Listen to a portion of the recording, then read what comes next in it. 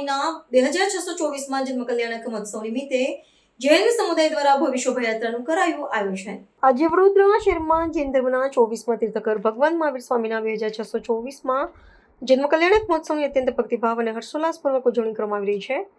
આ પવિત્ર અવસરે શહેરના વિવિધ જૈન સંઘોના સંયુક્ત ઉપક્રમે નગરના રાજમાર્ગો પર એક ભવ્ય અને દિવ્ય શોભાયાત્રાનું આયોજન કરવામાં આવ્યું હતું, જેમાં સમગ્ર જૈન સમાજ ભારે આસ્થા સાથે જોડાયો હતો। આ ધાર્મિક યાત્રામાં વિશાળ સંખ્યામાં જૈન શ્રદ્ધાળુઓ, વિશેષ કરીને મહિલાઓ અને પુરુષો પોતપોતાના આકર્ષક પારંપરિક વેશભૂષા ધારણ કરીને અત્યંત ઉત્સાહભેર સહભાગી થયા હતા।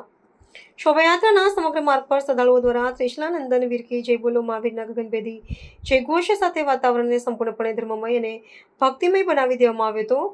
નગરજનોએ પણ ઠેર ઠેર પ્રભુની રથયાત્રાનું મળકાભેર સ્વાગત કર્યું હતું।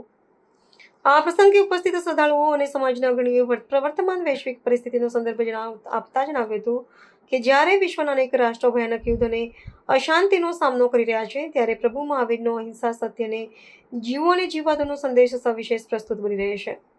માનવજાતના વૈશ્વિક કલ્યાણ, પારસ્પરિક સદભાવના અને વિશ્વ શાંતિની સ્થાપના માટે પ્રભુએ ચિંધેલો આ કલ્યાણકારી માર્ગ અપનાવવો એ આજના સમયની તાતી જરૂરિયાત હોવાનો સૂર સર્વત્ર વ્યક્ત કરવામાં આવ્યો હતો।